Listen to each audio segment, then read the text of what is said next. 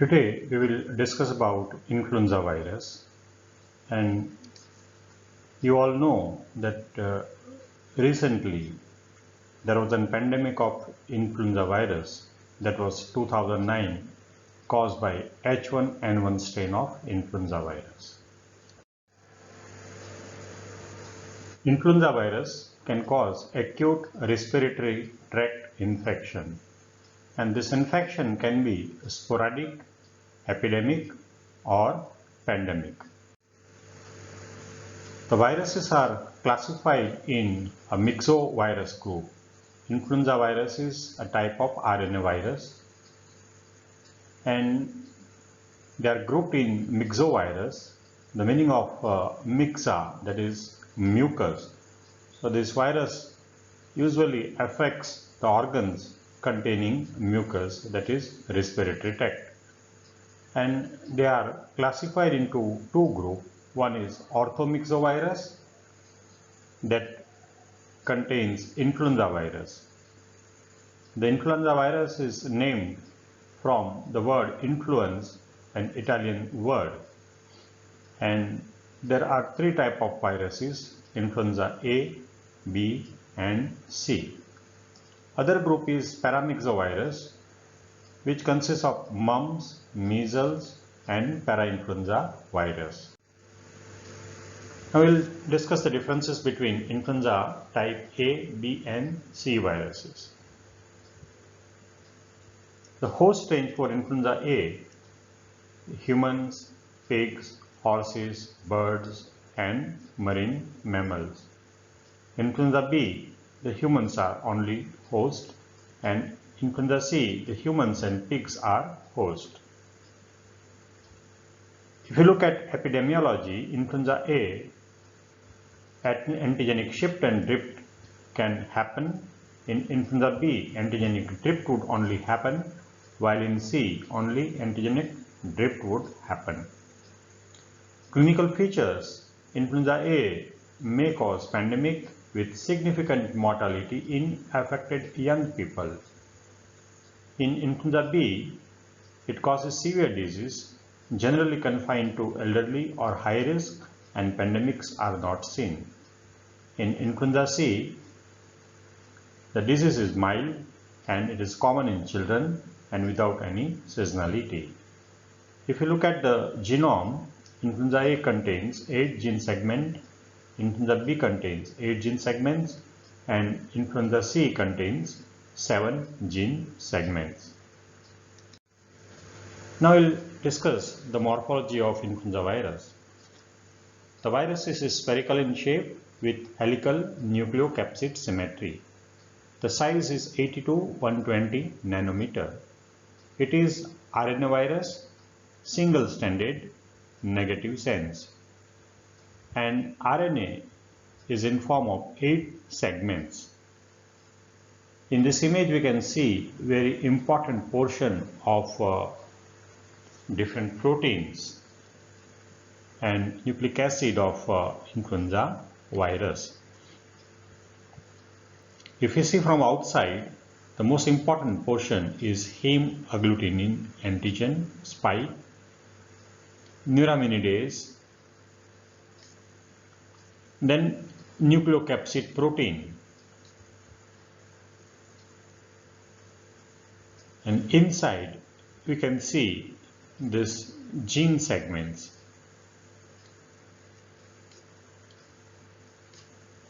That is RNA polymerase complex, and they are 8 in number.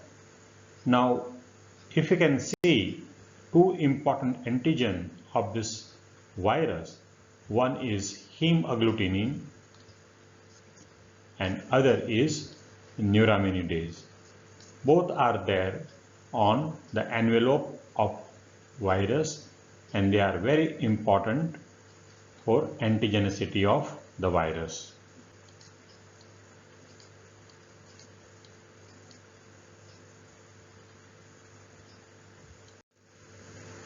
Now if you look at this figure, we can easily understand that virus is adapted to several different species, that is birds, mammals, the human beings, animals, and because of that there is a possibility of mix-up of this virus from different animal or bird or human species. So the virus contains two important antigens as we discussed earlier, heme-agglutinin and neuraminidase. There are several different types of antigens which are there circulating, that is starting right from H1 up to H16 and N1 up to N9. And we can see in this figure they are prevalent in the humans, in animals and in birds. So this is a very important property and it is responsible for diversity of this particular antigen. Now we discuss about very important genetic property of the virus, that is antigenic drift and antigenic shift. If you see, there is a gradual change in antigenic property of the virus. Over the years, because of a mutation, the viral antigen would change. And this change is seen in heme-agglutinin and neuraminidase antigen. This is called as antigenic drift. And this is because of the mutations and it is very slow process. Now another important property is antigenic shift. Now this is a sudden change in antigenic property that happens in very short span of time, and that happens because of genetic recombination. Right? So over here there is a mix-up of the segment of RNA, and that happens because of genetic reassortment.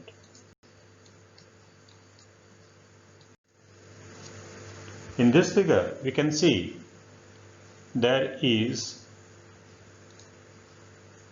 a point mutation of heme-agglutinin and neuraminidase gene, and this happens very slow and there is change in antigenic structure, and this is called as antigenic drift. While in this figure you can see that two different viruses, strain 1 and strain 2. The first one is human H2N2 virus, which will mix up with avian H3N8 virus in one of the species, animal species, usually the swine. And in this particular animal species there will be a combination of three different viral strains, and this will lead to a change, or what we can say that there is entire replacement of genetic segment, gene segment. A new virus particle is being formed, and so the new viral strain is human H3N2. So over here, if you look at this particular recombination, what is happening is H3N2, where H3 is coming from this strain while N2 is coming from this strain, and there is a recombination which has happened in one particular animal species. So this is called as genetic recombination, and resultantly what we get is antigenic shift. And when this antigenic shift happens, there are major antigenic changes that will be exhibited.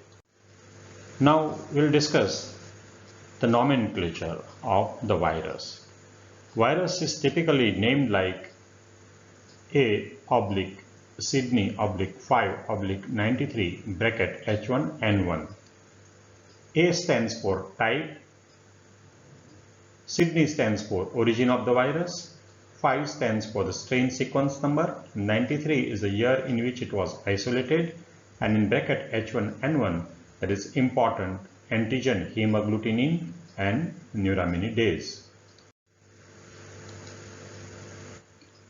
So over here, if you see that influenza A is responsible for pandemic, and that pandemic is usually due to a genetic recombination property and leading to antigenic shift.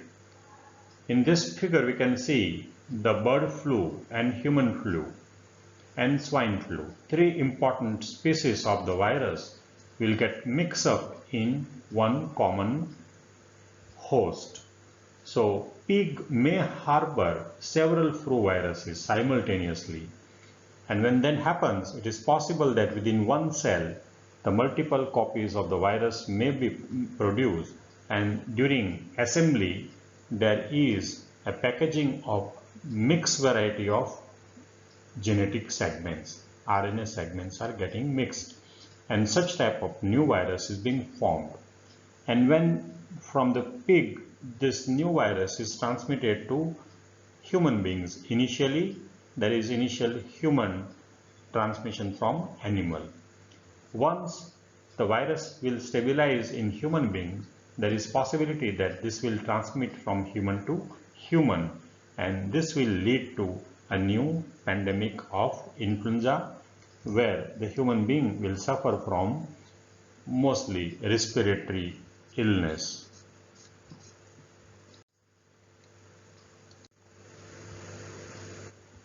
Now we'll discuss influenza pandemic. WHO has defined certain criteria how influenza pandemic will be notified, and there are phases of pandemic, that is starting from phase 1, 2, 3, 4, 5 and 6. The phase 1 is there is animal to animal transmission and there is no human infection seen. In phase 2, there is a transmission from animal to human being and there is a human infection. In phase 3, once again the transmission is from animal to human being, but it will lead to small outbreaks in human, but still there is no human to human transmission. In phase 4, now there is human to human transmission leading to community outbreak, but limited to one country. In the phase 5, the human to human transmission is now larger. There are multiple countries, usually 2 countries involved, but it is limited to one WHO region. And in phase 6, there is much more human to human transmission, which involves more than 2 WHO region. Usually this will be a pandemic of most severe nature.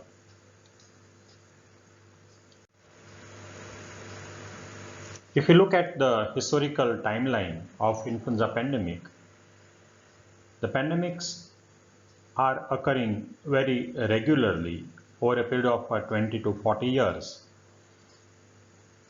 The earliest pandemic recorded was Spanish flu of 1918, where more than 50 million people died. Later on, another pandemic which was recorded, that was Asian flu, which has caused 1 to 2 million deaths. Then 1968 Hong Kong flu, where there was also a quite bit of mortality. And recently we have seen the swine flu pandemic, that was of 2009.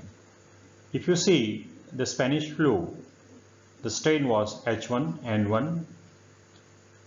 Asian flu, the strain was H2N2. In Hong Kong flu, the strain was H3N2, And once again, in 2009 pandemic, the strain is H1N1. Currently, this H3N2 and H1N1 strains are in circulation. Over here you can see the different pandemic and genetic recombination, right?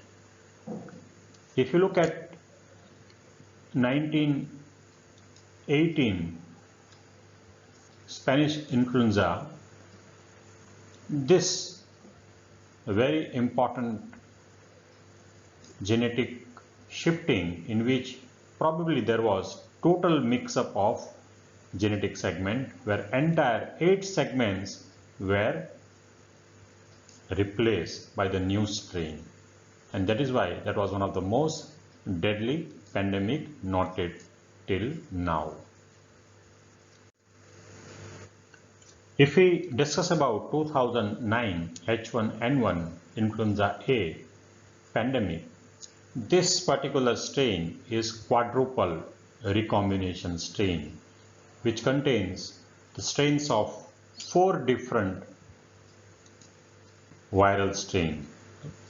You can see this out of this segment number 1 and segment number 3 are from 1998 viral strain. Then segment number 2 is from this particular 1968 and 1998 strain. Then the green in color, the segment of RNA are from 1918 strain, and this Na and M, that is pink in color strain, are from 1979 viral strain. So it contains the RNA segments of 4 different previous pandemic strains. So this is called as quadruple reassortment.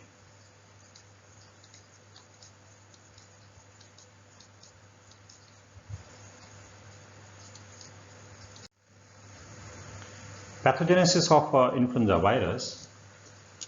The route of transmission is aerosol inoculation of virus through respiratory route will initiate the infection. The virus would replicate in respiratory tract, and initial pathogenesis, it will lead to disformation of mucus secreting and ciliated cells. Along with that, it will also initiate production of antibody and T cell responses with also secretion of interferon. So immune reaction and pathogenesis of virus both will initially lead to the typical signs and symptoms of influenza, that is influenza syndrome. In less frequent number of people infected, it may lead to a direct involvement of central nervous system, or it may cause primary viral pneumonia, which later on gets into secondary bacterial infection and pneumonia. In laboratory diagnosis of influenza, we'll discuss test algorithm and the specimens. The specimens are usually nasopharyngeal swab, and different tests which are used for diagnosis of influenza virus. The viral cell culture usually takes 3 to 10 days. It's a conventional method. Another method is immunofluorescence, which will take 1 to 4 hours. RT-PCR, a molecular test, will take 1 to 6 hours. And rapid influenza diagnostic test, antigen antibody detection, which may take less than 30 minutes. Nowadays, the test which is being performed is either RT-PCR or a rapid test. Immunization.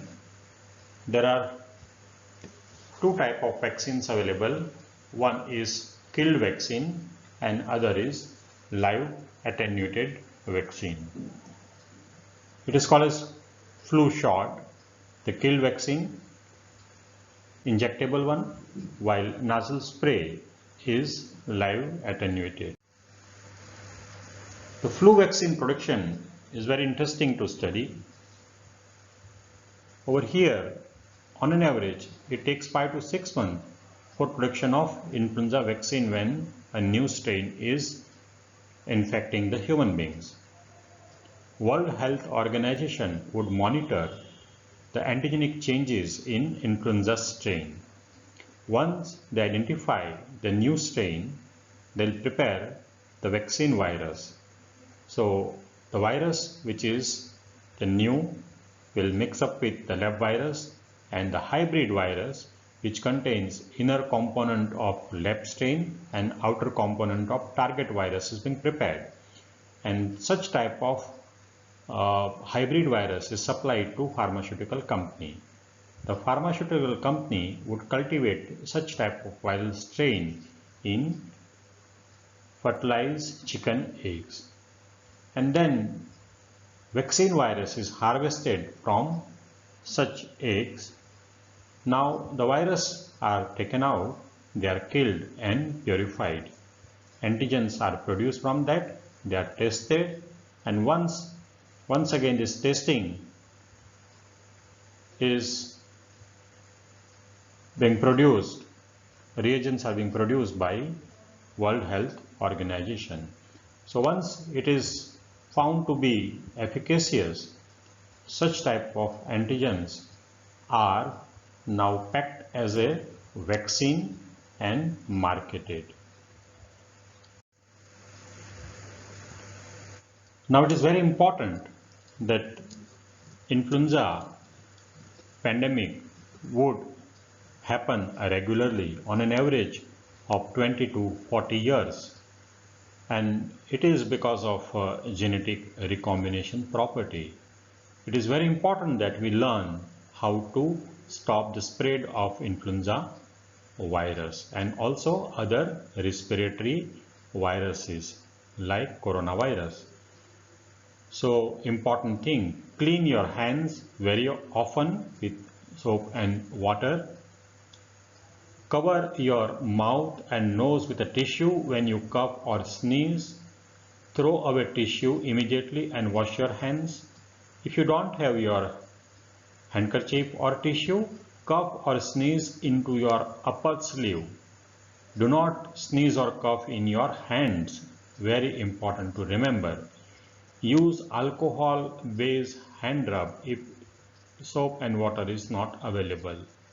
Stay home if you are sick or think you might be. It is very important. These are the very small measures, but it will help to prevent influenza and other respiratory virus pandemics. Thank you. It's very important that we should expect the unexpected, and then we can identify that unexpected. So if you do not expect to, you will not discover the unexpected. Thank you.